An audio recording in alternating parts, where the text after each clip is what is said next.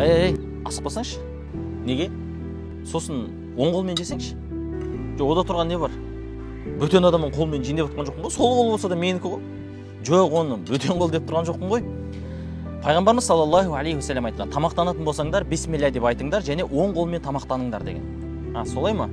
Сол қолмен тамақтанатын болсаң, шайтан сияқты тамақтанған боласың дейді. Неге? Өйткені шайтан сол қолмен тамақтанады деген. Және ол тамақ саған берекесі болады дейді. Ондай да бар ма? Ал бисмилляны айтпайтын болсаң, және де сенің тамағыңа шайтан үлескер болады. Яғни шайтанды тойдырасың да осы тамақпен.